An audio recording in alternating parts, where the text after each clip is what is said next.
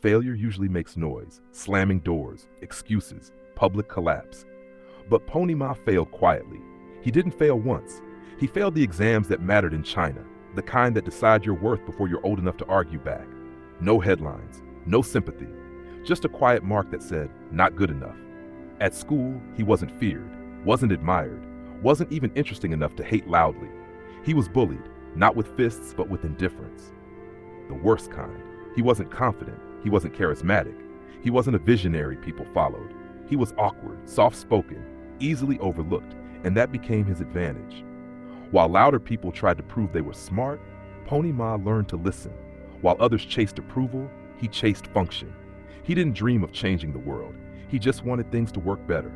No spotlight, no speeches, no manifesto, just quiet iteration. That's how Tencent began. Not with ambition, but with frustration. Messaging systems that felt clumsy, communication that felt slow, technology that talked at people instead of with them. So he built something simple, then improved it, then protected it, then scaled it. No noise, no drama. And while the world was busy celebrating loud founders, Pony Ma was building an ecosystem so deeply embedded people wouldn't even realize they were inside it. That's the power of silence that doesn't retreat. Not silence that hides, silence that waits. This is not a story about confidence. It's a story about endurance when no one is watching. Quiet doesn't mean weak. Silence is often mistaken for fear. But Pony Ma wasn't afraid. He was observing. While others tried to copy Silicon Valley, he studied how Chinese people actually behaved. Not what they said they wanted, what they used. They didn't want complexity. They wanted speed. They wanted familiarity.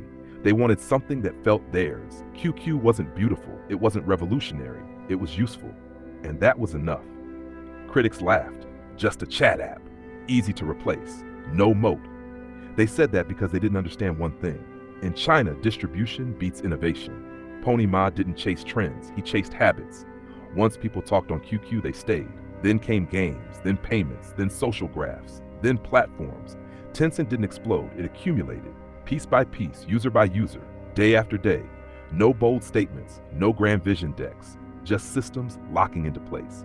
And while louder founders burned cash to look visionary, Pony Ma reinvested quietly into infrastructure that couldn't be easily copied. The same people who mocked him eventually depended on his ecosystem. That's when the narrative flipped. Not because he changed, but because the results became impossible to ignore. This is the strength of people who fail exams. They learn early that applause is unreliable, so they build things that don't need it. Quiet people don't lack ambition. They just don't waste it. By the time people realized Tencent was dangerous, it was already too late. QQ wasn't just software anymore. It was infrastructure. If you wanted to reach users, you went through Tencent. If you wanted to sell games, you partnered with Tencent. If you wanted social data, Tencent already had it. Quietly, legally, at scale. Pony Ma never tried to be a hero founder. He didn't chase the spotlight. He avoided ideology. While others argued about what the future should look like, he built tools that fit how people already lived. This is where his exam failures mattered. Failing early teaches one brutal truth. Merit doesn't guarantee reward. So Pony Ma stopped trying to be right.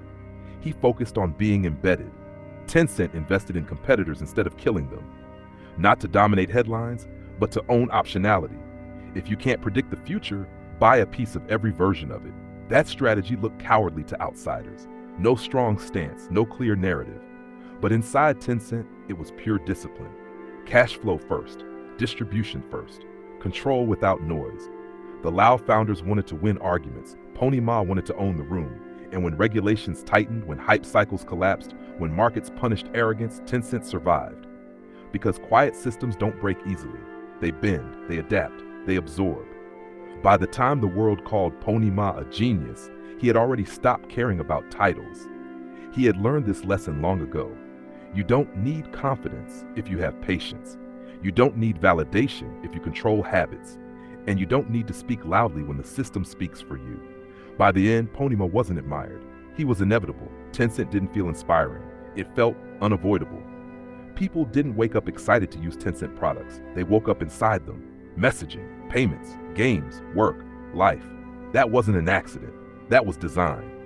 Pony Ma understood something most founders never do. Love is fragile. Habits are permanent. So Tencent stopped chasing affection. It chased integration. While others built brands, Pony Ma built defaults. If your app is optional, you can be replaced. If your app is invisible, you can't. WeChat didn't ask users to switch behavior. It absorbed behavior they already had. Chat became payment. Payment became identity. Identity became ecosystem. No speeches, no cult of personality, no myth, just quiet execution. Critics called Tencent boring. Regulators watched it closely. Media struggled to explain it, but that was the point. The less emotional your empire is, the harder it is to attack. Ponyma never needed to be loved. He needed to be relied on. And that mindset came from failure. When you grow up being overlooked, you stop performing for approval. You start building for survival. Tencent didn't win by being bold. It won by being necessary. And that's why Ponyma never tried to rewrite history. He let history depend on him instead.